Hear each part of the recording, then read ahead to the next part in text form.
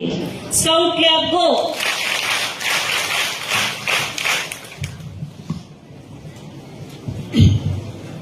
सर्वांना नमस्कार. आज गुरुपौर्णिमेनिमित्त छत्रपती श्री शिवाजी महाराज हायस्कूल व कनिष्ठ महाविद्यालय मिरी या संस्थेनं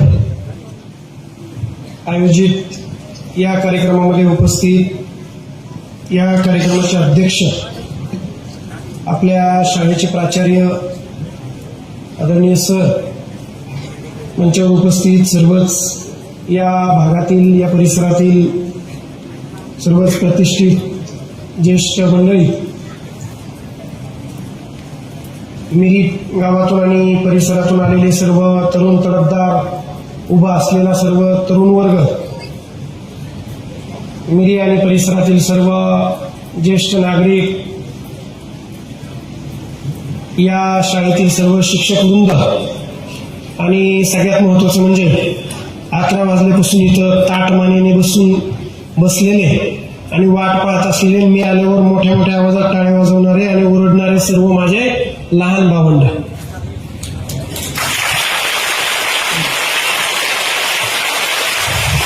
खरं तर सर, मला बऱ्याच ठिकाणी तुम्ही बोलतानाही म्हटलं की माझ्याकडून प्रेरणा घेण्यासाठी तुम्ही माझं व्याख्यान वगैरे ठेवता, परंतु खरं तर मला इथं आल्यानंतर या मुलांकडूनच प्रेरणा भेटली. माझी रात्री झोप नव्हती झाली, 2-3 दिवस थोडा थकवा होता, थोडं थकलेलो होतो, परंतु इथं आल्यानंतर यांचा टाळ्यांचा आवाज, यांच्या चेहऱ्यावरनं स्मित हास्य आणि ती सगळी प्रसन्नता बघून मलाच असं वाटतं की आता अजून शाळेत यायला पाहिजे.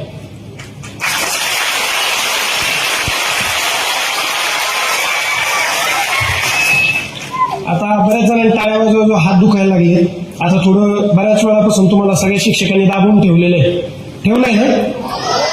मी याच्या अगोदरच सूचना दिलेल्या आहेत तुम्हाला की अजिबात कोणी बडबड करायची, सांगितलंय ना. कुणी उठून जायचं, लग्न आली तरी एका एकाने जायचं, सांगितलंय ना. आमचे शिक्षक पण सांगायचे. तुम्हाला नुसतं सांगितलं असेल, आमचे एक शिक्षक तर हातात काठी घेऊन उभा राहायचे, उठला की फक्त अशी काठी दाखवायची, बसला. तुमच्याकडे आहे का असं कोणी? गणिताचे शिक्षक कोणते आहेत तुमचे? कोणते मॅडम आहेत का? गणिताचे शिक्षक मारत असतात, बरोबर आहे ना? मारतात का? गणिताचे, विज्ञानाचे आणि इंग्रजीचे, कारण ह्या तिन्ही विषयाचं आपल्याला काही कळत नसते, बरोबर आहे का? तर आता सगळ्यांनी तुमचा जो जोश आहे शाळेचा, माझा आवाज मोठा की तुमचा आवाज मला पाहायचा आहे, बरोबर? माझ्या मागे घोषणा द्यायची. भारत माता की आवाज नाही. सरांनी सांगितलं तुमचा एक मुलगा 10वीत पाथर्डी तालुक्यात पहिला आला, बरोबर ना? मग त्या शाळेचा आवाज कसला पाहिजे? भारत माता की, भारत माता की, भारत माता की.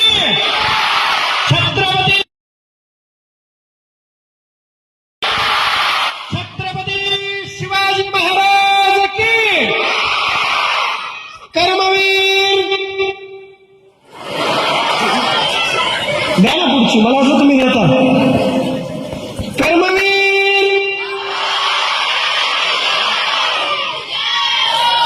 आता मुलांनी द्यायची, मुलींनी त्याच्या पाठीमागे द्यायची. सगळ्या मुलांनी माझ्यासोबत गोष्ट द्यायची. कर्मवीर.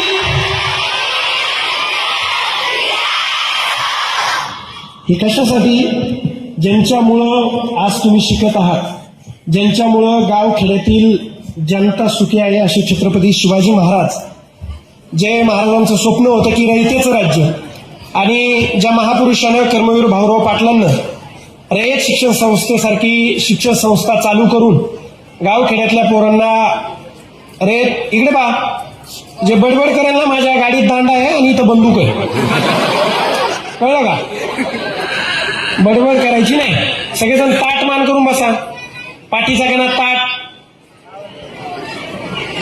बडबड नाही. आवाज बंद, आवाज बंद. मागचे आवाज बंद. मी कसा मारतो ना, ते दारूवाल्याला, गुटख्यावाल्याला विचारलंय तुम्ही? ऐकलंय? हा, मग शांत बसा. तर आज मी तुमच्याशी खूप भाषण टाईप बोलणार नाही, व्याख्यान टाईप बोलणार नाही, तुमच्याशी चर्चा करण्यासाठी आलोय. कारण तुमचं जे वय आहे हे हसा खेळा पण शिका, शिस्त पाळाच, हसा खेळा पण शिका, हे वय आहे. मित्रांनो, आज तुमच्या समोर मी उभा आहे.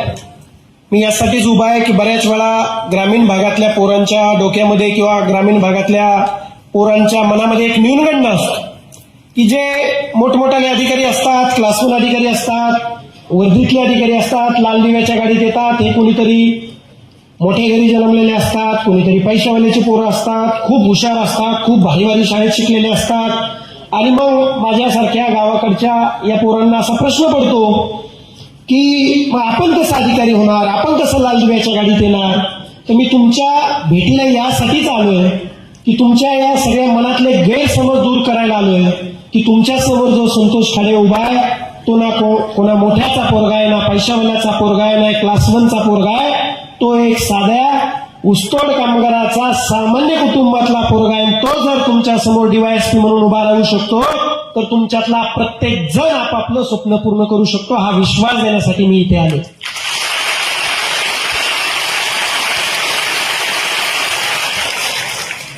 इथं बसलेले कोण कोण शेतकऱ्याची मुलं आहेत, हात वरती करा. सगळेच आहेत. आता हात खाली करा. आता कोणाचे वडील क्लास 1 ऑफिसर आहेत असा हात वरती करा. कोणीच नाही, बरोबर. म्हणजे तुम्ही आणि मी एकाच पत्रावळीत खाणार घेतले, एकाच पंक्तीचे आहेत, बरोबर ना. सत्यात कोण कोण जेवतो, सगळे.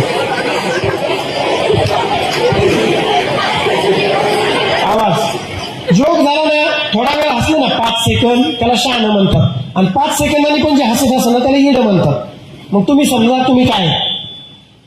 तर माझ्याबद्दल आता तुम्ही परिचय पण सांगितला सरांनी, बऱ्याच वेळा तुम्ही इकडून तिकडून सोशल मीडियातून पण ऐकलं असेल. माझं मूळ जन्मगाव हे बीड जिल्ह्यातील पाटोदा तालुक्यातील सावरगाव घाट. तसं बीड जिल्हा जर पाहिला तर बऱ्यापैकी ऊसतोड कामगारांचा जिल्हा म्हणून ओळखला जातो. एक 70-80% लोक ऊसतोडीसाठी जातात. राहिलेले कोरडवाहू जमीन कसतात आणि काही बाकीचा उद्योगधंदा जसं की ड्रायव्हर, काही आजकाल काही मुलं मागच्या 5-10 वर्षापासून मिलिटरीमध्ये, आजकाल काही पोलीस भरतीमध्ये असे लागायला लागले. तर असं एक आपण ज्याला म्हणतो की थोडासा कमी विकसित जिल्हा आणि ऊसतोड कामगारांचा जिल्हा म्हणून बीड जिल्हा आपल्याला परिचित आहे. तसं पाथर्डी आणि बीडमध्ये काही खूप फरक नाही. पाथर्डी हा बीडचाच भाग असल्यासारखा आहे, बरोबर. त्यामुळं पाथर्डीमध्ये सुद्धा ऊसतोड कामगार पलीकडच्या साईडला भरपूर प्रमाणात आहे. शिरूर साईड, पाटोदा साईडला, आष्टी साईडला. आणि जो इकडचा भाग आहे, मी माहिती घेतली, जरी ऊस तोडायला जात नसले तरी इथं बसलेली मला जाणीव आहे की सगळे गोरगरिबांचे पोर आहेत. लोकांच्या बांधावर जाऊन मोलमजुरी करणाऱ्याचे पोर आहेत. लोकांच्या इथं काबाड कष्ट करून, मोलमजुरी करून 4 पैसे कमवून आपल्या पोरांना शिकवणाऱ्याचे पोर आहेत.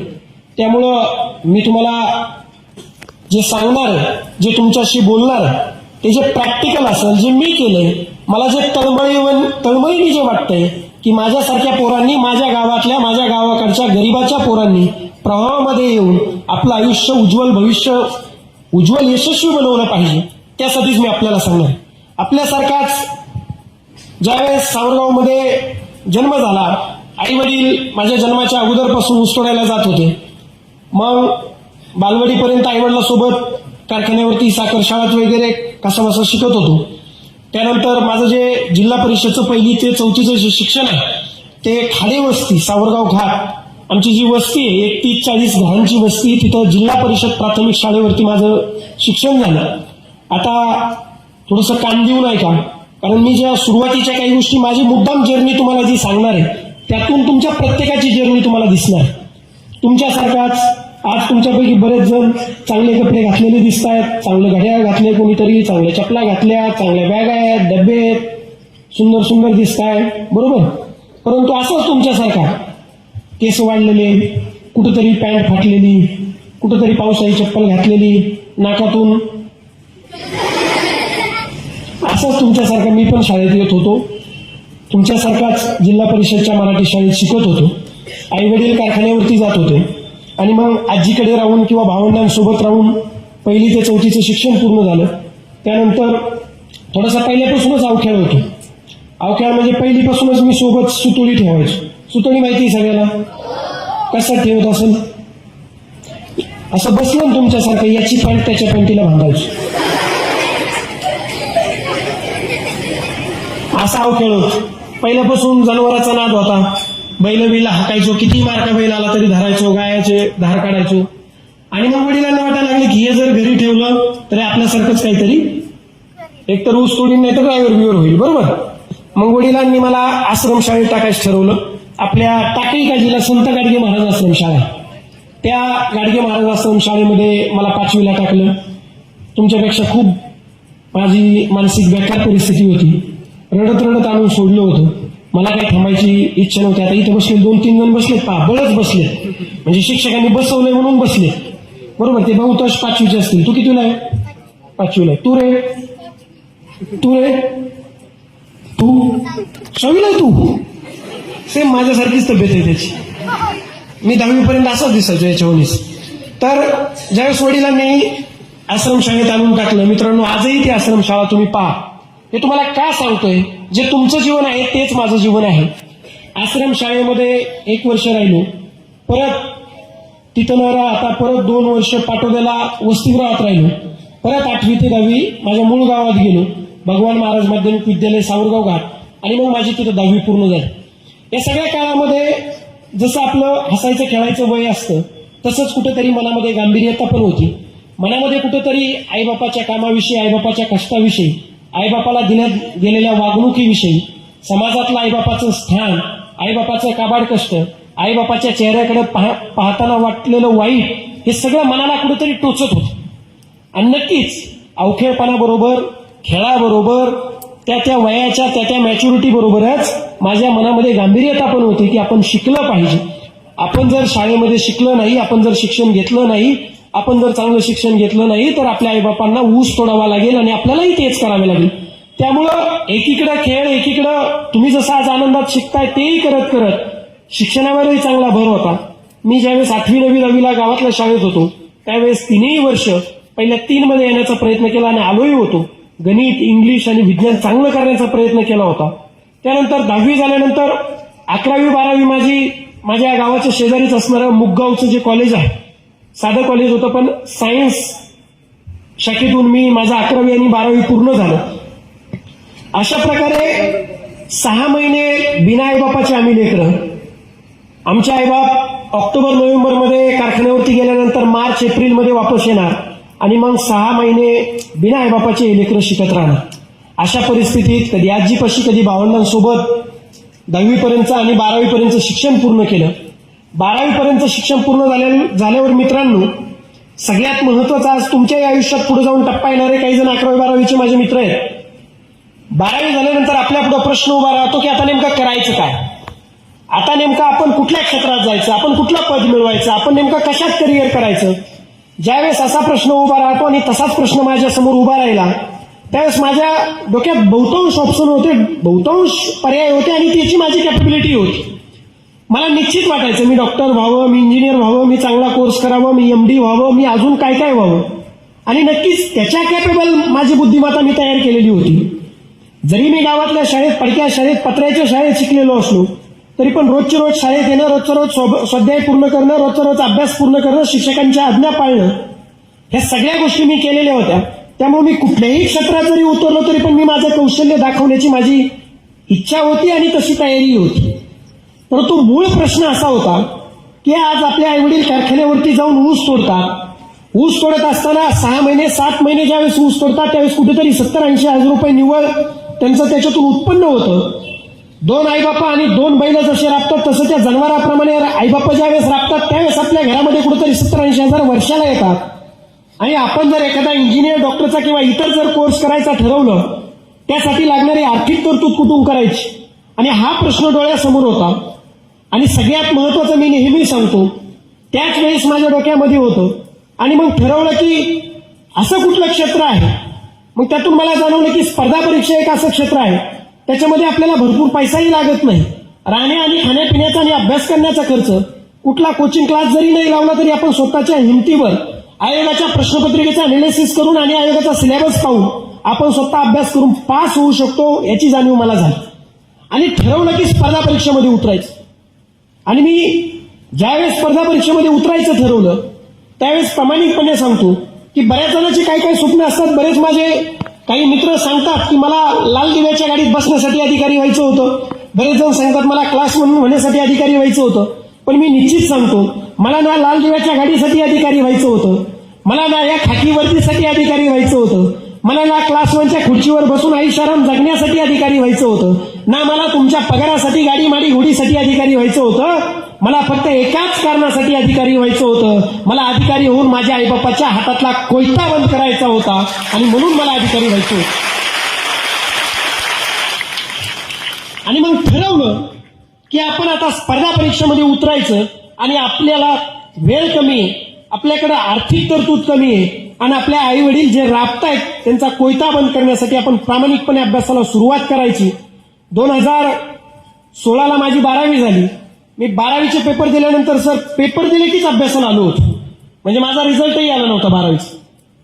नगरला आपल्याला माहिती असेल बालिकाश्रम रोड आहे, तिथे बरेच मुलं पोलीस भरतीचा अभ्यास करतात. माझ्याही काही गावातली मित्रपरिवार तिथे होता. बॅग उचलली, बालिकाश्रम रोडला आलो.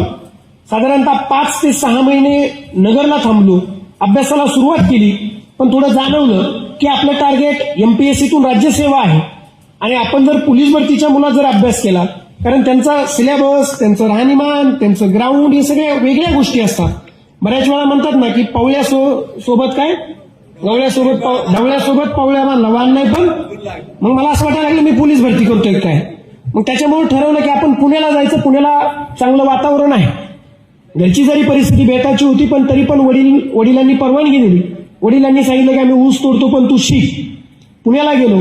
कुठला कोचिंग क्लास लावू शकत नव्हतो, परंतु मी सांगितल्याप्रमाणे आयोगाच्या प्रश्नपत्रिका सगळ्या जमा केल्या, आयोगाचा सिलेबस जमा केला, त्या सिलेबसनुसार लागणारी पुस्तकं जमा केली आणि अभ्यासाला सुरुवात केली.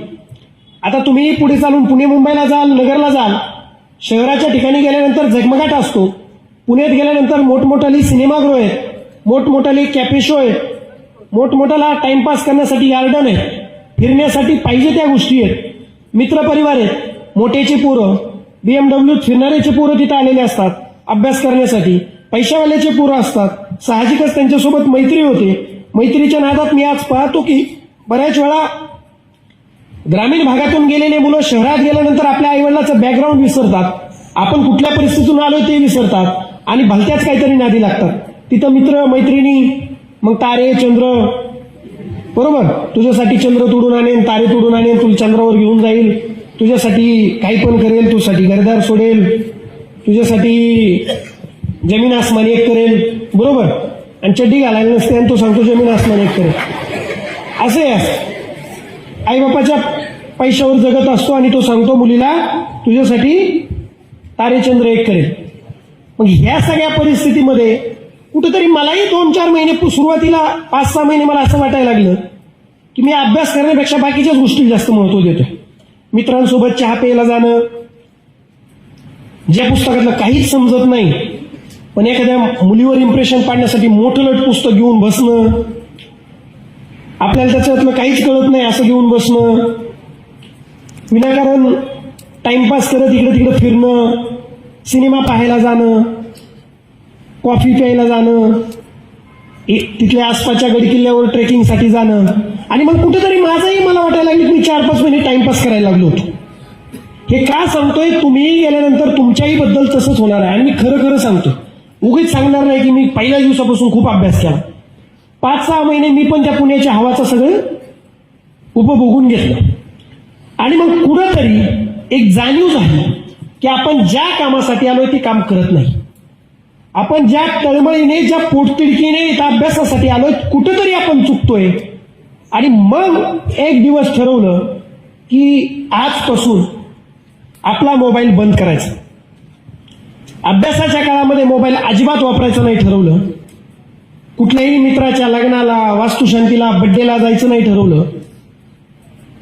गावाकडल्या कुठल्याही कार्यक्रमाला हजेरी लावायची नाही ठरवलं. आणि ठरवलं की आपल्या पुढे जे 3 वर्ष आहे त्या 3 वर्षामध्ये ग्रॅज्युएशनच्या कचऱ्याच्या डब्यात पडून अभ्यास करायचा. कचऱ्याच्या डब्यात पडून म्हणजे काय की कोणाचंही आपल्यावरही लक्ष नसलं पाहिजे आणि आपलंही कोणावर नसलं पाहिजे. आणि मग एक स्ट्रॅटेजी आखवली जी त्या आयोगाच्या परीक्षेला लागती, ती त्याचं प्लॅनिंग केलं आणि अभ्यासाला सुरुवात केली. मित्रांनो, मी सकाळी माझी एक सवय की मला सकाळी झोप लागते. मी रात्री किती वाजेपर्यंत जातो. मी सकाळी साधारणतः 8, 8:30 वाजता, कधी 7 वाजता, कधी 6 वाजता, कधी 9 वाजता, कधी 10 वाजता. माझा सकाळचा टायमिंग कधी फिक्स नसायचं. पण 8, 9, 10 जेव्हा कधी मी लायब्ररीत पोहोचेल, मोबाईल रूमवरती ठेवायचो आणि लायब्ररीमध्ये जायचो. आणि सकाळी मग 9, 10 वाजता, 8 वाजता गेल्यानंतर रात्री 1, 1:30, 2 वाजेपर्यंत जेवढा काही मला वाटेल पण 1च्या पुढेच अभ्यास करायचो. मग त्याच्यामध्ये काही स्वतःवर बंधनं घालून घेतले. जे आयोगाला अपेक्षित आहेत त्याच्यानुसार अभ्यास करायला सुरुवात केली. जे चुकीचे मित्र होते त्यांना आयुष्यातून कट केलं. जे चांगले मित्र होते त्यांना जोडलं. चांगल्या मित्रांसोबत अभ्यासाचं डिस्कशन सुरू केलं. आणि असं करत करत एक दिवस, कारण स्पर्धा परीक्षा ही शॉर्ट टर्म मध्ये भेटणारी पोस्ट नाही. स्पर्धा परीक्षामध्ये तुम्हाला एक कण गोळा करावा लागतो. जसं म्हणतो आपण थेंबे थेंबे तळे साचे, तसं रोज रोज ज्यावेळेस अभ्यास करावा लागतो त्यावेळेस कुठेतरी जाऊन एक दिवस अभ्यास पूर्ण होतो. आणि अभ्यास म्हणजे काय असतो तर 1ली ते 12वी मध्ये तुम्ही जे काही इतिहास शिकता, भूगोल शिकता, राज्यशास्त्र शिकता, नैतिकशास्त्र शिकता, विज्ञान शिकता, इंग्रजी शिकता, गणित शिकता, 1ली ते 12वीचे पुस्तकं म्हणजे 70% एमपीएससीचा अभ्यास असतो. मग मी गेलं तर 1ली ते 12वीचीच पुस्तकं वाचली. मग त्याच्यानंतर एनसीईआरटीचे वाचले. मग त्याच्यानंतर रेफरन्स बुक मोठमोठाले जे आपल्याकडे बुक आहेत ते वाचायला सुरुवात केली. स्टँडर्ड बुक वाचायला सुरुवात केली. 3 महिने फक्त आणि 3 वर्ष फक्त आणि फक्त अभ्यासावर फोकस केलं. बाकी सगळ्या गोष्टींना दुर्लक्ष केलं. 2020 मध्ये होणाऱ्या मार्च एप्रिलच्या एक्झामसाठी मी क्वालिफाय झालेलो होतो. माझं ग्रॅज्युएशन पूर्ण झालं होतं. अभ्यास एकदम चांगला झाला होता. जसं आपण म्हणतो एखादा पैलवान तालमीत जसं त्याचं कष्ट घेतो तसं मी 3 वर्ष कष्ट घेतलं होतं. परंतु आपल्या सगळ्यांना माहिती की 2020ला साधारणतः 22 मार्चला आपल्याकडे कोरोनाची आणीबाणी लागली. आणि मग त्या कोरोना आल्यामुळे आमच्या परीक्षा पुढे पुढे गेल्या. आणि मग सगळं अस्तव्यस्त झालं. पुण्यातून सगळ्यांना घरी पाठवून दिलं. काही दिवस मी परत नगरला आलो, पण नगरमध्ये पण पोलिसांनी 1-2 बऱ्याच धुतलं. मग परत आपली बॅग उचलून घरी गेलो. मग घरी गेल्यानंतर हा असा वेळ होता की वाईट परिस्थितीत किंवा संकटाच्या काळात जो टिकतो तोच पुढे जाऊन विजेता होतो. आणि मग ठरवलं की आपण घरी अभ्यास करायचा. एक 3-4 महिने जोपर्यंत कोविड काळ होता घरी अभ्यास केला. घरी थोडंसं परत बोर व्हायला लागलं. मग मी परत बीडला गेलो. बीडला काही दिवस अभ्यास केला. म्हणजे याच्यामध्ये मला तुम्हाला सांगायचंय काय, मी ठरवलेलं होतं. माझा इतका ठाम विश्वास होता की मी कुठेही न थांबण्याचा निर्धार केला होता. जशी परिस्थिती असेल तशी असेल पण माझा अभ्यास बंद नाही झाला पाहिजे. मग घरी काही आणि बीडला राहून अभ्यास केला. 2021च्या साधारणतः फेब्रुवारीमध्ये आमची प्री परीक्षा झाली. मी प्री परीक्षा दिली. साधारणतः 30 ते 32 मार्कांनी मी प्री परीक्षा क्वालिफाय झालो. त्याच्यानंतर मुख्य परीक्षेची तयारी सुरू झाली. 3 टप्पे असतात स्पर्धा परीक्षेमध्ये. पूर्व परीक्षा, त्याला क्वालिफाईंग असतं, म्हणजे एक क्वालिफाईंग मेरिट लागतं. त्या मेरिटच्या वरती तुम्हाला मार्क पडले की तुम्ही मुख्य परीक्षेला बसता. आणि मुख्य परीक्षा दिल्यानंतर मुख्य परीक्षेचे मार्क्स आणि मुख्य परीक्षा पास झाल्यानंतर तुम्हाला मुलाखत द्यावी लागते. तर मुख्य परीक्षा आणि मुलाखत या दोन्हींचे एकूण मार्क याच्यावरती तुमची पोस्ट ठरते किंवा पद ठरते किंवा तुम्ही पास नापास ठरतो. आणि मग मुख्य परीक्षेचा चांगला अभ्यास सुरू केला. मुख्य परीक्षेचा अभ्यास सुरू केल्यानंतर परत मे मध्ये 2021च्या सेकंड लाट आली. आणि मग परत थोडंसं टाइम टेबल मिस झालं. परंतु पुढे चालून मग साधारणतः 4, 5, 6 डिसेंबर 2021ला आमची मुख्य परीक्षा झाली.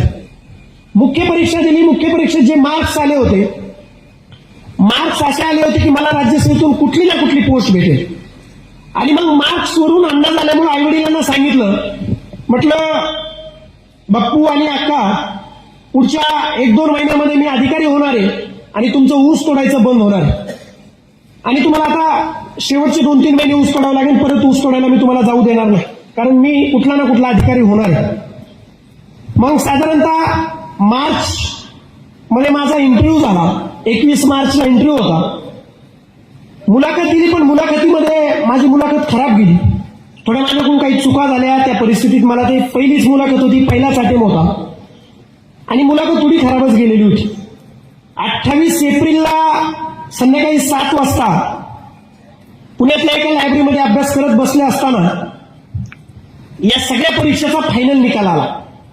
आता मी आई वडिलांना सांगून ठेवलेलं होतं ऑलरेडी की पुढच्या 1-2 महिन्यामध्ये माझा निकाल येणार आहे, मी अधिकारी होणार आहे.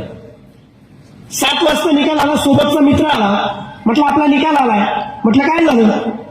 तो म्हटला मी पास झालोय. म्हटलं माझं काय झालं? तो म्हटला तुझं बघितलं नाही, अजून बघायचं. मग बाहेर आलो, दोघांनी माझा निकाल चेक केला, तर माझा निकाल फक्त आणि फक्त 0.75 मार्क्स कमी असल्यामुळं माझा फायनल रिझल्ट गेला होता. आजही तुम्ही निकाल वेबसाईटवर बघू शकता. ज्या मुलाला मंत्रालयातली शिक्षण ऑफिसर पोस्ट भेटली, जो माझ्या पुढे होता, त्याला 521.75 मार्क्स होते आणि मला 521 मार्क होते. म्हणजे फक्त 0.75 कमी मार्क्स मिळाल्यामुळे माझी पोस्ट पूर्णतः हुकली होती. मी जीवाचं रान करून 3 वर्ष कष्ट घेऊन अभ्यास केला होता. कुठल्याही कोचिंग क्लासेस शिवाय मी माझा अभ्यास पूर्ण केला होता. मगाशी तुम्हाला सांगितल्याप्रमाणे माझा अभ्यास मला मिळवण्यासाठी, म्हणजे पोस्ट जे मिळवायचं ध्येय होतं ते माझं ध्येय नसून ते आईबापाचं कोयता बंद करण्यासाठीचं ध्येय होतं. परंतु ज्या आईबापाला सांगितलं होतं की पुढच्या 2-3 महिन्यामध्ये मी अधिकारी होणार आहे, त्यांचा कुठेतरी मी भ्रमनिराश केला होता.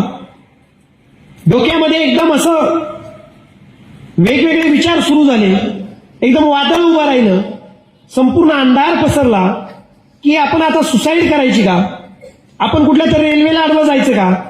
आपण कुठेतरी रूमवरती जाऊन गळफास घेऊन आत्महत्या करायची का? कारण अपयश जीवनामध्ये कधी मी बघितलंच नव्हतं आणि पचवलंच नव्हतं. आणि खरंच पोटतिडकीने प्रामाणिकपणे अभ्यास केल्यामुळे त्या अपयशाचं खूप वाईट वाटत होतं. सगळ्यांशी बोललो, मित्रांशी बोललो, शिक्षकांशी बोललो, पाहुण्यारावण्यांशी बोललो, सगळ्यांशी बोललो, पण मनातून मी त्या डिप्रेशनच्या किंवा त्या सिच्युएशनच्या बाहेरच पडत नव्हतो. त्यावेळेस आई वडील माळीनगर कारखान्यावरती होते. सोलापूर जिल्ह्यात अकलूज तालुक्यामध्ये माळीनगर कारखाना आहे. आणि मग ठरवलं की शेवटचा एक फोन आपण वडिलांना करू. आणि मग वडिलांना एक फोन केला. मी वडिलांना बाप्पू म्हणतो. म्हटलं बाप्पू, मी तुम्हाला 2-3 महिन्यापासून सांगत होतो की तुमचा मुलगा अधिकारी होणार आहे आणि तुमचं ऊस तोडायचं बंद होणार आहे, परंतु मी मुलाखतीमध्ये माझ्याकडून काही चुका झाल्या आणि 0.75 मुळे माझा रिझल्ट गेलेला आहे. मी जो तुमच्या हातातला कोयता बंद करू शकत होतो तो करू शकत नाही, मला माफ करा.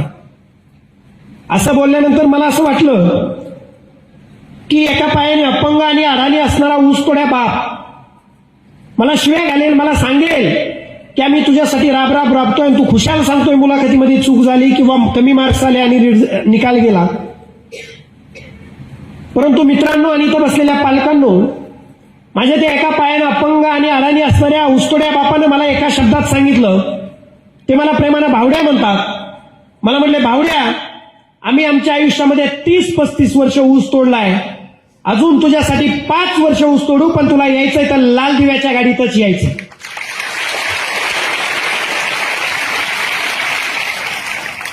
मित्रांनो, ज्यावेळी ही वाक्य ऐकलं त्यावेळी ठरवलं आपल्याला जगवणारा, घडवणारा, बनवणारा, शिकवणारा आणि जगवणारा आपला बाप जर आपल्याला सांगतोय लाल दिव्याच्या गाडीत यायचं, तर हे सगळं अपयश पचून कामाला लागायचं आणि अभ्यास सुरू करायचा आणि पुढच्या परीक्षेत यश मिळवायचं. मी ऑलरेडी त्याच वेळी 2021ची प्री परीक्षा पास होतो आणि मुख्य परीक्षा अवघ्या 7 दिवसावरती होती. 7 मेला माझी मुख्य परीक्षा होती. फक्त 7 दिवस होते. एकीकडं आपण अपयशी झालो याचं दुःख होतं, एकीकडं मनामध्ये काही जरी म्हटलं तरी थोडं वाईट वाटत होतं. आणि 7 दिवसावर परीक्षा आलेली होती. मुख्य परीक्षा ही 3 दिवस असते राज्यसेवेची. 7 मे, 8 मे आणि 9 मे अशी 3 दिवस एक्झाम होती. एकच ठरवलं, आपण 3-4 वर्ष प्रामाणिकपणे अभ्यास केलेला आहे. आता अभ्यास वाढला नाही तरी चालेल, पण आपण केलेला अभ्यास प्रामाणिकपणे पुस्तकात उतरायचा. मित्रांनो, स्पर्धा परीक्षेचं कसं असतं, तुम्ही कितीही अभ्यास केला पण तुम्ही जर पेपरच्या दिवशी काय करताय, त्या 2 तासामध्ये, त्या काही क्षणामध्ये तुम्ही काय करताय, तुमच्याकडून जर काही चुका झाल्या, तुम्ही एखादं उत्तर 4 प्रश्न 4 पर्याय नीट नाही पाहिले, तुम्ही तो गोल करताना चुकीचा गोल केला, तरी पण तुम्ही अभ्यास असताना सुद्धा नापास होता. आणि मग ठरवलं की आपण या सगळ्या बारीक सारीक चुका आपण सगळ्या सुधारायच्या. आणि मग 7 मे, 8 मे, 9 मे 2022 या 3 दिवस माझी एक्झाम झाली. एक 15 दिवसामध्ये त्या परीक्षेची आन्सर की आली. आन्सर की आल्यानंतर जो स्कोर आला, तो स्कोर एवढा चांगला होता की मला नक्की कळलं की मी कुठला ना कुठला क्लासवन अधिकारी होणार. आणि मग ठरवलं की आता पुढचा टप्पा मुलाखत आहे. ज्या चुका मागच्या वर्षी झाल्या त्या चुका यावर्षी होऊ द्यायच्या नाही आणि मुलाखतीची तयारी चांगल्या प्रकारे सुरू केली.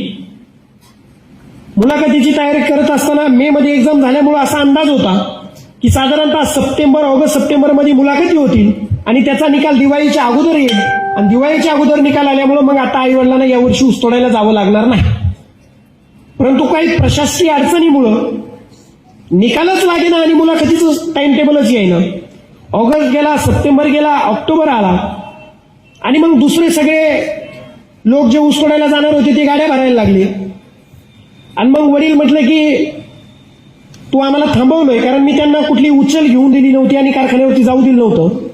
पण वडील म्हटले आपल्यावर कर्जाचा डोंगर आहे, लोकांचे आपल्याकडे पैसे आहेत, तुझा निकाल कधी येईल याचं माहिती नाही. आम्ही असं करतो, एवढ्या वर्षी ऊस तोडायला जातो आणि जेव्हा तुझा निकाल येईल तेव्हा आम्ही परत येऊ. मित्रांनो, काही करू शकत नव्हतो कारण मुलाखत झालेली नव्हती. आणि मग मला अजूनही आठवतंय 30 ऑक्टोबर 2022 माझ्या आईवडिलांना परत एकदा कारखान्यावरती जावं लागलं. मी त्या दिवशी घरी होतो. ज्या दिवशी मी त्यांना कारखान्यावरती जायला वाटं लावलं तो मी माझ्या आयुष्यातला अजून एक काळा दिवस समजतो. मी एवढा रडलो आणि मला एवढा त्रास झाला. त्रास मला याचा झाला होता की आपण जर गेल्या वर्षी जर परीक्षेमध्ये चुका केल्या नसत्या तर आज आपल्या आईवडिलावरती ही वेळ आली नसती. म्हणजे मित्रांनो, मला तुम्हाला हे का सांगायचंय, आपण ज्यावेळेस शिकत असतो, करत असतो, त्यावेळेस आपल्याला कधीतरी जाणीव नसते की याचा परिणाम काय होणार आहे. एखादा माझा ग्रामीण भागातला पोरगा ज्यावेळेस पोलीस भरतीला 1 मार्कांनी 2 मार्कांनी जातो, गेल्यानंतर त्याला कळतं की याची परिणाम काय होणार आहे. त्याचा रिझल्ट गेल्यामुळे आईबापाला आणि आजूबाजूच्या जे कष्ट पडतात त्याची जाणीव त्याला त्या अभ्यास करताना नसते. तशी जाणीव कदाचित तुम्हाला आज शिकताना नसते. आणि मग त्या दिवशी आईवडील कारखान्यावरती गेले. पुढे चालून माझं मुलाखतीचं टाइम टेबल आलं. 4 जानेवारी 2023 ही मुलाखतीची तारीख ठरली. सकाळी पहाटे 5 वाजता मुलाखतीला जाण्यासाठी आवरत होतो, कारण 8 वाजता यशदा पुणे इथं इंटरव्ह्यू होणार होता आणि इंटरव्ह्यूला निघायचंय. सगळी तयारी केली. अगोदर 3-4 महिने चांगला अभ्यासही केला होता. आणि मग म्हटलं की आपल्या आईवडिलांना एक कॉल करू आणि त्यांच्याकडून आशीर्वाद घेऊ की आपण मुलाखतीला चाललोय. 5-5:30च्या दरम्यान आईवडिलांना कॉल केला. आईला कॉल केला तर कॉल उचलला की आई तिकडून रडायला लागली. म्हटलं आई काय झालं, नेमकं रडते का? तर म्हटली आम्ही ऊस तोडायला फडात जाण्यासाठी निघालो होतो बैलगाडी झुपून, आणि रस्त्याने जात असताना समोरून एक वाळूचा डंपर आला आणि त्याने आपल्या बैलगाडीला धडक दिली.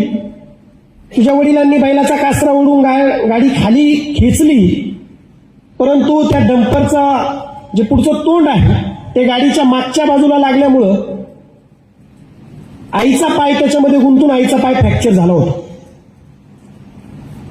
एकीकडे मुलाखतीला जायचंय, एकीकडे आपलं सर्वस्व असणारे आईबाप संकटात आहेत, आईचा पाय फ्रॅक्चर झालाय. थोडा वेळ विचार केला नाही, असं वाटत होतं की आपली मुलाखत सोडून देऊन आपण आई वडिलांकडे जायला पाहिजे, दवाखान्यात जायला पाहिजे. पण परत एक विचार आला, आज जर मी मुलाखत सोडून जर गेलो तर आयुष्यभर परत ऊसच तोडावा लागेल त्यांना पण मला पण. पण आज जर मुलाखतीला गेलो, आपल्याला चांगले मार्क्स आहेत, आपल्याला पद भेटेल आणि त्यांचा ऊस तोडायचा बंद होईल. आणि मग त्यांची काही मित्रांमार्फत दवाखान्याची सगळी सोय करून मुलाखतीला गेलो. मुलाखतीला सकाळी 8 वाजता पोहोचल्यानंतर संध्याकाळी 6 वाजता माझी मुलाखत डायरेक्ट सगळ्यात शेवटचा कॅन्डिडेट मी होतो. जो पॅनल मला गेल्या वर्षी होता तोच पॅनल याही वर्षी होता, पण माझी तयारी चांगली होती, मी सगळी तयारी केलेली होती. मुलाखतीला सामोरे गेलो. मित्रांनो, मुलाखतीला एक छोटासा एक किस्सा सांगेल की मी मुलाखतीला जाताना, म्हणजे ज्या मुलाला 1000 रुपये कपडे घेण्याची ऐपत नाही, तो मुलगा सुद्धा मी त्या दिवशी मुलाखतीला जाताना मुद्दाम 27,000चा सूट अंगावरती घालून गेलो होतो. मला यातून काय सांगायचंय, डॉक्टर बाबासाहेब आंबेडकरांना आपण सगळ्यांनी पाहिलेलं आहे. डॉक्टर बाबासाहेब आंबेडकरांना आपण सुटाबुटात पाहिले, उच्च विचारसरणी म्हणून आपण अनुभवतो. मला प्रश्न विचारण्यात आला की तुम्ही म्हणताय की तुमचे आईवडील ऊस तोडताय आणि मग तुम्ही असा महागडा सूट कसं काय घालून आलात?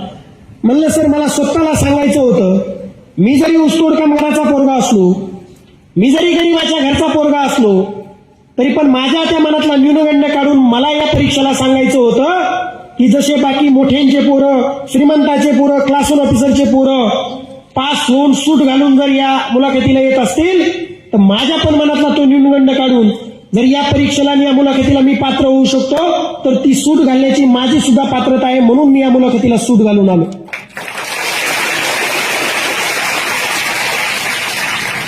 बाकी भरपूर प्रश्न होते, भरपूर प्रश्न विचारले, प्रश्न झाले, मुलाखत पार पडली, बाहेर आलो. बाहेर आल्यानंतर डोक्यामध्ये एक राग आला, चीड आली. सकाळचा ऍक्सिडेंट आठवला आणि मग डोक्यात आला की आपल्या आई वडिलांना कुणीतरी उडवलेलं आहे आणि आता तो पाय फ्रॅक्चर घेऊन जर आईने काम करायचं म्हटलं तर अजून ते हाल. मुकदमाला कॉल केला आणि मुकदमाला सांगितलं की मुकदम, माझ्या आई वडिलांना मला कारखान्यावरती ठेवायचं नाही, पुढे चालून माझं काय पद मला भेटेन, मी पास होईल नापास होईल ती पुढची पुढं, पण आज मला माझ्या आईपप्पाला कारखान्यावरती ठेवायचं नाही. तो म्हटला ठेवायचं नाही तर ठेवू नका, परंतु तुमच्याकडे 1.5 लाख बाकी, ती 1.5 लाख बाकी द्या तरच सोडणार. मी सांगितलं की त्यावेळेस कुठलं पद नाही, कुठलं सोर्स नाही, 1.5 लाख आणणार कुठं. पण आजही अभिमानाने सांगेल, माझे काही जवळचे मित्र होते, त्या मित्रांनी 10,000, 20,000, कुणी 50,000 असे जमा करून मला 1.5 लाख जमा करून दिले. दुसऱ्या दिवशी बॅगेमध्ये पैसे टाकले आणि माईनगर कारखाना गाठला. तिथे गेल्यानंतर ते कृषी अधिकारी म्हटले की आम्ही मध्ये कोणाला सोडत नाही. परत त्या कृषी अधिकाऱ्याचे पाया पडलो, पाय धरले आणि म्हटलं साहेब तुमची बाकी 1.5 लाख तर घ्याच घ्या, तुम्हाला अजून काय वाटलं तर माझ्याकडून घ्या, पण माझ्या आई बापाला तुम्ही आजच्या आज सोडा. आणि मग त्यांनी परवानगी दिली. मित्रांनो, वयाच्या 24 वर्षापर्यंत जे अनुभवलं होतं, जे भोगलं होतं, जे बघितलं होतं, उन्हाळ्याच्या दिवाळीच्या सुट्टीत येऊन जे जे काय पाहिलं होतं, जनावराप्रमाणे राबणारे माझे ऊसतोड कामगार डोळ्याने पाहिलेले होते, ते माझे आईबाप होते. डोक्यामध्ये एक चीड होती, राग होता या व्यवस्थेबद्दल प्रचंड. हातामध्ये कोयता घेतला आणि कुपीवरती आलो आणि स्वतःच्या हाताने ती पूर्ण कोप पाडली. आजही तुम्ही तो व्हिडिओ, माझ्या एका मित्राने, नेमका एक मित्र पुण्याहून माझ्या सोबत आला होता आणि त्यांनी तो व्हिडिओ काढला मला न कळत आणि पुढे चालून तो इंस्टाग्रामवर पण टाकलेला आहे. स्वतःच्या हाताने ती पूर्ण कोप पाडली, स्वतःच्या हाताने सगळा पसारा पिकअपमध्ये भरला आणि आई वडिलांना त्या पिकअपमध्ये बसून घरी पाठवलं. मित्रांनो, त्या दिवशी ना मी DYSP होतो, ना डेप्युटी कलेक्टर होतो, ना माझ्याकडे कुठलं पद होतं, ना पैसा होता, ना काही होतं. पण त्या दिवशी मी माझ्या आईबापाच्या हातातला कोयता बंद केला. खरं सांगू का मित्रांनो, जितका आनंद मला DYSP झाल्यावर सुद्धा झाला नाही ना, तेवढा आनंद, तेवढं समाधान मला मी ज्या दिवशी माझ्या आईबापाचा कोयता बंद केला त्या दिवशी मला तेवढा आनंद झाला. कारण माझं अंतिम ध्येयच ते होतं, ते अंतिम ध्येय मी पूर्ण केलं होतं. पुढे जाऊन 28 फेब्रुवारी 2023 महाराष्ट्र लोकसेवा आयोगाने आमच्या परीक्षेचा फायनल निकाल जाहीर केला. महाराष्ट्र राज्यातून सर्वसाधारण यादीत 16वा, NTD संवर्गातून महाराष्ट्रात प्रथम आणि DYSP मधून 3रा व्यक्ती DYSP पदी माझी निवड झाली. ज्या दिवशी निवड झाली,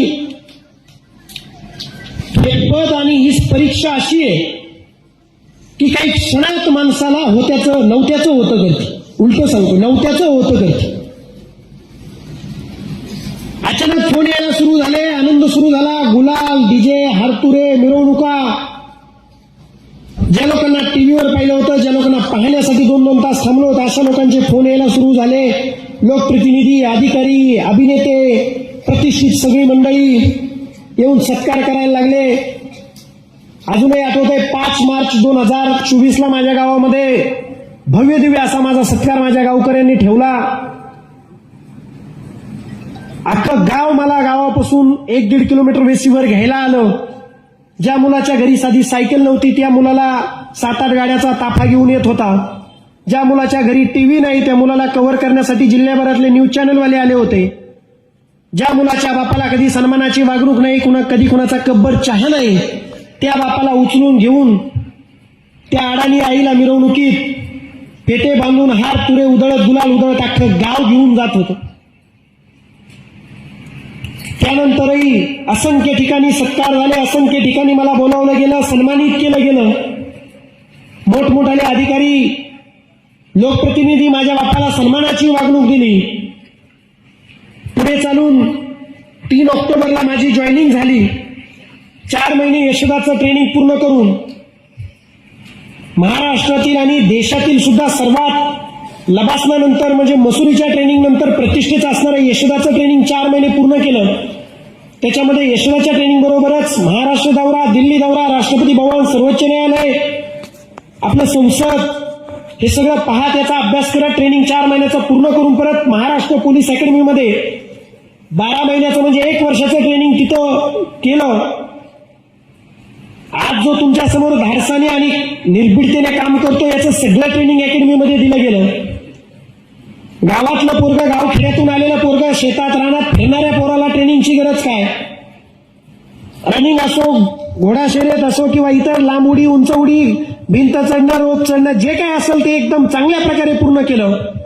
ट्रेनिंग पूर्ण झाल्यानंतर महाराष्ट्र पोलीस अकॅडमीमध्ये सुद्धा अभिमानाने सांगेल 12 महिन्याचं माझं कष्ट म्हणजे आलेल्या निकालामध्ये आउटडोअर परीक्षेमध्ये मी माझ्या पूर्ण बॅचमध्ये पहिला आलो. ट्रेनिंग पूर्ण करून 1 फेब्रुवारी 2025ला आपल्या अहिल्यानगर जिल्ह्याला प्रोबेशनल डीवायएसपी म्हणून जॉईन झालो. पहिले 2 महिने माझं ट्रेनिंग एसपी ऑफिसला झालं. सगळ्या खात्याविषयी सगळ्या अटॅचमेंट झाल्या, सगळ्या शाखांविषयी पोलीस खात्याविषयी माहिती करून घेतली आणि फायनली 24 मार्चला मला नेवाशाला आमचा 3 महिन्याचा प्रोबेशनर काळ असतो. नेवाशाला पीआय म्हणून म्हणजे पीआयच्या पोस्टवर प्रोबेशनल डीवायएसपी म्हणून पाठवलं. ते नेवासा पोलीस स्टेशनचा इन्चार्ज मला केलं. 24 मार्च पासून 15 जून 3 महिने मी नेवाशाचं काम केलं. आपल्यापासून नेवासा जवळ आहे, आपल्यापैकी बऱ्याच जणांनी ऐकलं असेल. माझं ध्येय एकच होतं, जो फिर्यादी आहे, जो तक्रार घेऊन पोलीस स्टेशनला आलाय तो आपल्याला देवासारखा असला पाहिजे, त्याला न्याय देण्याचं काम आपण केलं पाहिजे. आणि जो आरोपी आहे, जो संशयित असेल, किरकोळ गुन्हेगार असेल, अगर मोठा गुन्हेगार असेल, त्याला दाबण्याचं आणि चिरडण्याचं आणि टाचाखाली ठेवण्याचं काम आपण केलं पाहिजे. ही भूमिका घेऊन 3 महिने मी तिथं वेगवेगळ्या अवैध धंद्यावरती कारवाया केल्या. वाळू माफिया असतील, गुटखा तस्कर असतील, अवैध दारू विक्रेते असतील, इतर अवैध धंद्यातून पैसे कमवून लोकांवर, गोरगरिबांना दाबणारे लोक, गोरगरिबांना त्रास देणाऱ्यावर एनपीडीए, महाराष्ट्र पोलीस ऍक्टचं कलम 55 हद्दपारी, 56 नुसार हद्दपारी, मला जे जे काय कायद्यानुसार करता येईल ते केलं. जे गुन्हेगार बळाचा आणि ताकदीचा आणि पैशाचा वापर करून गोरगरिबांना फसवतात, त्रास देतात, त्यांना कायद्याच्या भाषेत आणि खाकीची जी काय भाषा आहे ती दाखवण्याचा प्रयत्न केला. काही गोकत्तल करणारे, भारतात गाईला देवी मानला गेला आणि त्या गायीची कत्तल करणाऱ्याला अद्दल शिकवण्याचं काम केलं. मी काय खूप मोठं काय केलं हे मला सांगायचं नाही, पण ज्यावेळेस एक सामान्य कुटुंबातला पोरगा तिथे येतो त्यावेळेस त्याच्यामध्ये असणारी तळमळ, त्यांनी बघितलेलं जग, त्यांनी बघितलेले सगळे प्रसंग, मला बऱ्याच वेळा बरेच मुलं आणि बरेच विद्यार्थी विचारतात, सर तुमच्याकडे नेमकं हे अभ्यास करत असताना प्रेरणा कुठून आली? कारण आम्ही तर अभ्यास करताना बऱ्याच वेळा नैराश्य येतं आणि मग तुम्ही कुठल्या प्रेरणेने अभ्यास केला? मी सांगतो, ज्या ज्या वेळी मला नैराश्य यायचं, डिप्रेशन यायचं, ज्यावेळेस माझा अभ्यास होत नसायचा त्यावेळेस मी बॅग उचलायचो आणि कारखान्यावरती जायचो. कारखान्यावरती गेल्यानंतर आपल्यापैकी बऱ्याच जणांनी पाहिलं असेल, कोप करून राहायचंय, उन्हाळ्यामध्ये गरमतंय, पावसाळ्यामध्ये पाणीला चिरतंय, थंडीमध्ये गारटतंय, पाटे 3-4 वाजता उठून 5 वाजता ऊस तोडायला जायचंय, अंधारामध्ये ऊस तोडायचं, अजगर साप बघायचं नाही, अजगर साप विंचू चावून लोक मरतायत, लोकांना सर्पदंश होत आहेत. 5 वाजता त्या आईबापांना ऊस तोडायला सुरुवात केल्यानंतर दुपारी 1-2 वाजेपर्यंत ऊस तोडायचा, ऊन पाहायचं नाही, वारा पाहायचं नाही, पाऊस पाहायचा नाही, आणि ऊस तोडून झाल्यानंतर तो ऊस गाडीमध्ये भरायचा. बाप एका पायाने अपंग, बापाने जर खांद्यावरती मुळी घेतली तर बाप आडेसऱ्यामध्ये खाली पडायचा आणि वरून मुळी पडायची. मग त्या आईचं वजन 40 किलो, त्या आईने अख्खा ऊस वाहून बापाच्या हातामध्ये नेऊन द्यायचा. परत गाडी भरल्यानंतर वाटाने चालतानाच गाडीवरती दुपारचं जेवण करायचं, रात्री बनवलेलं शिळपाकं खायचं, कोपीवरती गेल्यानंतर त्या आईने राब राब राब राब राबत ते सगळं काम करायचं आणि मग 10, 11, 12 वाजता झोपायचं आणि परत दुसऱ्या दिवशी 2, 3 वाजता 3, 4 वाजता सुरू. शौचालयाची सुविधा नाही, कुठलीही औषधालयाची किंवा दवाखान्याची सुविधा नाही, ऍक्सिडेंट होत आहेत, लोक मरतायत, कुठली काळजी नाही. आणि मग मी ही सगळी परिस्थिती डोळ्यांनी पाहिल्यानंतर ज्यावेळेस मला मुलं विचारतात की तुम्हाला प्रेरणा कुठून आली, त्यावेळेस मी सांगतो की मी माझ्या बापाच्या टाचा आणि आईचा खांदा बघितल्यानंतर मला कधीच वाटलं नाही की तू अभ्यास नाही केला पाहिजे किंवा टाइमपास केला पाहिजे. त्यामुळे मुलांना तुम्हाला मला हे सांगायचंय, आपल्या आयुष्यातील जर सगळ्यात मोठी प्रेरणा कुठली असेल, आपल्या आयुष्यातलं सगळ्यात मोठं मोटिवेशन जर कुठलं असेल, तुम्ही कधीही लाल दिव्याची गाडी बघून, कधी खाकी वर्दीतला अधिकारी बघून आमच्यासारख्यांचे भाषण ऐकून तुम्ही मोटिवेट होऊ नका. तुम्ही काहीतरी सोशल मीडियावरल्या रील्स बघून तुम्ही मोटिवेट होऊ नका. तुम्हाला जर खरं मोटिवेशन आणि खरी प्रेरणा जर कुठली पाहिजे असेल तर तुमचे आईबाप ज्या परिस्थितीत आज राबतायत, ज्या परिस्थितीत जगतायत, त्यांचे हात हातात घेऊन बघा, त्या हातावर किती रट्टे पडलेत किंवा त्या हाताची काय अवस्था आहे. त्यांच्या डोळ्यात डोळे घालून बघा की आईबापाच्या डोळ्यात आपल्याविषयी काय स्वप्न आहेत.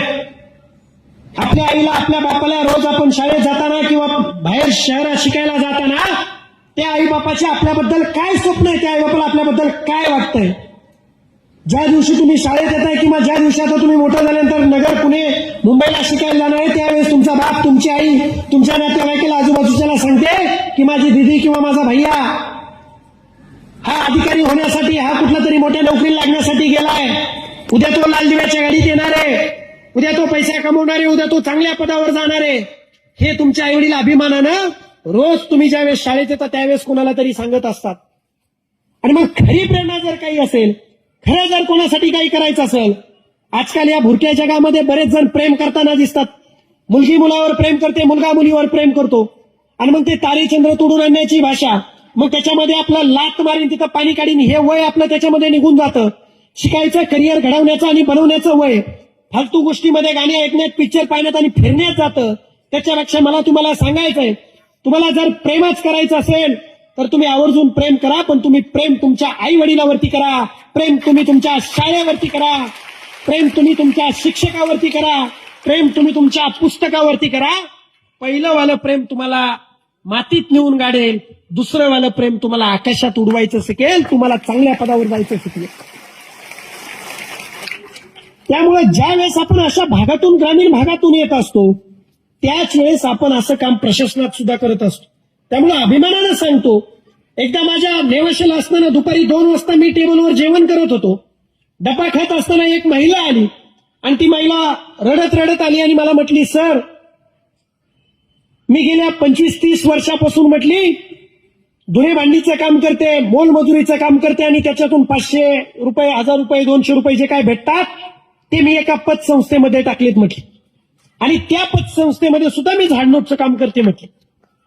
पण म्हटली गेल्या 13 वर्षापासून मी त्यांना माझे पैसे मागते, माझे त्यांच्यामध्ये 500, 200, 1000 रुपये जमा करून 90,000 रुपये जमा झालेत, परंतु ते पतसंस्थेवाले माझे पैसे परत करत नाहीयेत आणि माझी परिस्थिती बेताची. म्हटली माझे मुलं बाळ शिकतायत, ते 90,000 मला जर भेटले तर खूप माझं बरं होईल.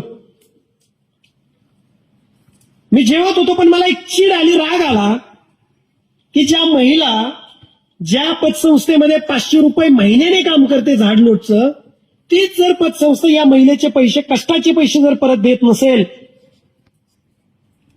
तर नेमकं समाजामध्ये आपण कोणासाठी काम करतो. मी सांगितलं त्या सर्व पतसंस्थेच्या अधिकारी आणि कर्मचाऱ्यांना बोलून घ्या, चेअरमनला बोलून घ्या. एक 15-20 मिनिटांमध्ये ते माझ्या समोर आले. मी जेवणच करत होतो. त्यांना म्हटलं या महिलेचे तुमच्याकडे पैसे आहेत का? ते म्हटलं आहेत सर. म्हटलं का देत नाहीत? ते म्हटले थोडी बँकेची अडचणी देतोच सर. त्यांच्याकडून कबूल झालं की ते महिलेचे पैसे लिगली 90,000 रुपये त्यांच्याकडे आहेत. त्यांना एकच सांगितलं, आत्ता वाजलेत म्हटलं 2, 4 वाजेपर्यंत मला त्या महिलेचे पैसे 90,000 रुपये इथे पाहिजेत. नसेल तर मी माझी कायदेशीर प्रक्रिया सुरू करून तुम्हाला कायद्याचा धाक आणि खाकीची काय ताकद आहे ते दाखवून देईल. ते सगळे मला जाणत होते, सगळ्यांनी माझं 2 महिने काम पाहिलेलं होतं. ते माणसं गेले, अभिमानानं सांगतो त्या महिलेला मी तिथंच बसून ठेवलं होतं. 3:55 ते लोक 90,000 रुपये घेऊन आले आणि त्या महिलेच्या हातामध्ये दिले. हे मला माझं कौतुक मोठेपणा किंवा मी हे केलं ते केलं नाही सांगायचं. मला हे सांगायचंय, ज्या क्षणी ती महिला माझ्या दारात आली त्या क्षणी मला त्या महिलेमध्ये माझी आई दिसली, माझी चुलती दिसली, माझी राब राब रागणारी ऊसतोड कामगाराची बायको दिसली, मोलमजुरी करणारी. आणि मी ज्यांच्यात वाढलोय, ज्यांच्यात जगलोय, ज्यांनी मला घडवलंय, ज्यांच्या भाकरी खाऊन ज्यांच्यात मी घडलोय, त्या सगळ्या महिला मला तिच्यामध्ये दिसल्या. त्यामुळं मी ते न्याय देऊ शकलो. त्यामुळं माझा एक ठाम विश्वास आहे. 15 जून झाल्यानंतर सुद्धा मी ज्यावेळेस नगरला आलो, माझे पोलीस अधीक्षक माननीय श्री सोमनाथ घारगे सर यांनी माझं नेवाशाचं काम पाहून माझ्यावर जबाबदारी दिली की संतोष, तू नेवाशाला काम केलंस तसंच काम आता पूर्ण अहिल्यानगर जिल्ह्यामध्ये अवैध धंद्यावर कारवाई करायच्या आणि पूर्ण नगर जिल्ह्यातले अवैध धंदे बंद करायचे. एक स्क्वॉड बनवलं आणि त्याचं मला इन्चार्ज करून मला कारवाई करण्यासाठी फ्रीडम दिलं. गेल्या 20-22 दिवसामध्ये आम्ही जवळपास 40 गुन्हे, 40 रेड केल्यात. साधारणतः 3,20,00,000चा मुद्देमाल हस्तगत केलाय. साधारणतः 250 आरोपींना आम्ही ताब्यात घेतलंय. वेगवेगळे जुगार अड्डे, वेगवेगळे मटका, वेगवेगळे वाळू माफिया, वेगवेगळे गुंड, वेश्य व्यवसाय आपल्या शेवगावला, अशा वेगवेगळ्या कारवाया केल्यात. अजूनही करतोय. आता तुमच्याकडे येण्यासाठी मला 1 तास उशीर झाला, कारण आपण अहिल्यानगर शहरामध्ये येताना आम्ही 4 मावा बनवणाऱ्या मशीन्स पकडल्या. ती प्रोसेस चालू असल्यामुळे मला 1 तास उशीर झाला आणि 3,22,000चा मुद्देमाल हस्तगत केला. मला एक का सांगायचंय, हे सगळं करत असताना मी माझ्या वरिष्ठांमुळेच हे करू शकलो. माझ्या एसपी सरांच्या आदेशामुळे आणि फ्रीडममुळे, त्यांनी दिलेल्या जबाबदारीमुळेच करू शकलो. खात्यातील सहकाऱ्यांच्या साथीमुळेच करू शकलो. माझ्यासोबत रोज असणाऱ्या आणि आपला जीव घेणं म्हणजे जीवावर घेऊन आम्ही कधी कधी रेड करतो. 2 दिवसापूर्वी समृद्धी एक्सप्रेसला आम्ही एक गुटख्याची ट्रक पकडली. 120च्या स्पीडने असणारा ट्रक समृद्धी एक्सप्रेसला पकडणं म्हणजे माझ्या सहित माझ्या सर्व साथीदारांचा जीव धोक्यात घालणं. आणि अशा अवस्थेत ज्यावेळेस आम्ही काम करतो, यांच्या सगळ्या साथीनेच ते शक्य आहे. परंतु हे का होतंय हे मला तुम्हाला सांगायचंय. हे तेव्हाच होऊ शकतं ज्यावेळेस तुमच्या माझ्यासारखा गाव खेड्यातला पिचलेला, दबलेला आणि भोगलेला पोरगा ज्यावेळेस पदावर बसू शकतो, त्याच वेळेस तो हे काम करू शकतो. त्यामुळे तुमची खरी गरज आहे पदावर येण्यासाठी. आणि तेच सांगण्यासाठी मी तुम्हाला आलोय. माझं काम चालू आहे, चालूच राहणार. उद्या दुसरीकडे बदली होईल, उद्या कुठं टाकतील, उद्या कुठं असेल, जे माझ्याकडे जे काम देतील ते काम अशाच पद्धतीने मी करण्याचा प्रयत्न करणार आहे. पण तुम्हाला मी हे सांगायला आलोय की मित्रांनो, आपल्या गोरगरिबाच्या, दीनदुबळ्याच्या, वंचिताच्या आणि मोलमजुरी करणाऱ्याच्या पोरांना जर चांगल्या पदावर बसायचं असेल, जर चांगल्यातलं चांगलं तुम्हाला जर सुविधा अनुभवायच्या असतील, तुम्हाला जर 4 लोकांसाठी, आपल्या गावासाठी, आपल्या कुटुंबासाठी, आपल्या समाजासाठी, परिसरासाठी जर काही करायचं असेल, तुम्हाला जर या जगामध्ये स्पर्धेच्या आणि आधुनिक युगामध्ये जर काहीतरी स्वतःची ओळख, वेगळी ओळख निर्माण करायची असेल, तर एकमेव पर्याय आहे, ते म्हणजे शिक्षण, अभ्यास, पुस्तकं, शाळा आणि शिक्षक आणि आपले आई वडील. जो मुलगा आज डॉक्टर बाबासाहेब आंबेडकर सांगायचे, शिक्षण हे वाघिणीचं दूध आहे, जो पिईल ते गुरगुरल्याशिवाय राहणार नाही.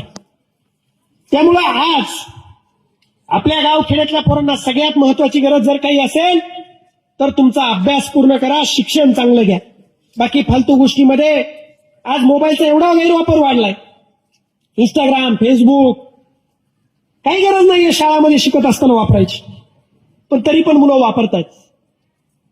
काही ठिकाणी पोलीस अधिकारी म्हणून पाहताना ज्यावेळेस आम्ही क्राईम पाहतो, 8वीच्या मुलाकडून अहिल्यानगर शहरामध्ये खून केला जातो. बीड सारख्या ठिकाणी कुठल्या तरी कोचिंग क्लासेसच्या शिक्षकावरती पोक्सो सारखे आरोप होतात, गुन्हे दाखल होतात. बऱ्याच ठिकाणी 11वी-12वीचे किंवा अंडर 18 असणारे अल्पवयीन मुलांकडून गुन्हे घडतात. ज्या वयामध्ये चांगलं काहीतरी करण्याचं, करिअर घडवण्याचं वय आहे, त्या वयामध्ये आमच्या तरुण पोरांकडून जर गुन्हे घडले, ते जर गुन्हेगार झाले, तर त्याच्या परिणामी आपल्या आईबापाला, समाजाला आणि कुटुंबाला भोगावं लागणाऱ्या वेदना ह्या त्यांना तेव्हाच कळतात, ज्या आम्ही डोळ्यांनी पाहिल्यात. बऱ्याच वेळा आमच्या 11वी 12वीच्या किंवा 16-17 वर्षाच्या मुली ज्यावेळेस कुठल्या तरी मुलासोबत छिपरी पोरासोबत ज्यावेळेस पळून जातात त्यावेळी त्या आईबापाला घ्यायला लागणाऱ्या वेदना आणि होणारा त्रास आम्ही पोलीस अधिकारी म्हणून रोज पाहतोय. गुराढोरासारखे आईबाप रडत असतात पण त्या मुलीला कुठलीही फिकीर नसते, त्या मुलाला कुठलीही फिकीर नसते. मी म्हणत नाही तुम्ही प्रेम करू नका, मी म्हणत नाही तुम्ही तुमचा जोडीदार निवडू नका, मी म्हणत नाही तुम्ही तुमच्या स्वातंत्र्याने विवाह करा. निश्चितच तुम्ही प्रेमही करा, तुमच्या स्वातंत्र्याने जोडीदार निवडा, तुमच्या आवडीनुसारच विवाह करा, परंतु त्याचं वय ठेवा. ज्या वयामध्ये आपल्याला करिअर घडवायचं त्या वयामध्ये करिअरच घडवा. ज्या दिवशी करिअर घडेल ना त्या दिवशी त्याच्यानंतर तुमच्याकडे पाहिजे त्या गोष्टी येतात. तुम्ही पाहिजे तो जोडीदार निवडू शकता, पाहिजे ती गाडी घेऊ शकता, पाहिजे त्या ठिकाणी राहू शकता, पाहिजे तो एन्जॉय करू शकता. त्यामुळे या वयामध्ये आपला मार्ग चुकू देऊ नका, आपली पाऊल आपला रस्ता चुकू देऊ नका. हे तुम्हाला मोठ्या भावाप्रमाणे मला पोट तिडकीने सांगायचं. इथं बसलेले जे काय किती मुलं सर बसलेत, 1600 मुलं बसलेत. 1600ची 1600 मुलांनी जरी माझं ऐकलं नाही, 1600 पैकी 16 मुले जरी इथले उद्या चालून भविष्यात यशस्वी ठरले आणि माझे 4 शब्द जर ऐकले तर तेच माझ्या आजच्या येण्याचं सार्थक असेल. पण ते 16 असे घडले पाहिजेत की ते टॉपचे पाहिजेत, राज्यात झळकले पाहिजेत, अभिमानानं सांगितलं पाहिजे मी रयत शिक्षण संस्थेचा विद्यार्थी आहे म्हणून. त्यामुळे आजपासून ठरवा. काही जण जर चुकत असतील, काही जण जर माझ्यासारखे सुतळी खिशात घेऊन येत असतील, चिंगमचं पाकिट घेऊन येऊन काही जर चिकटवत असतील, हाणामाऱ्या करत असतील, केस सोडत असतील, मारामाऱ्या करत असतील, विशेषतः मुली जर चुकत असाल तर आजपासून सावध व्हा. डोक्यामध्ये वाईट विचार आला की आईबापाचा चेहरा आठवायचा, सगळ्यात सोपा औषध.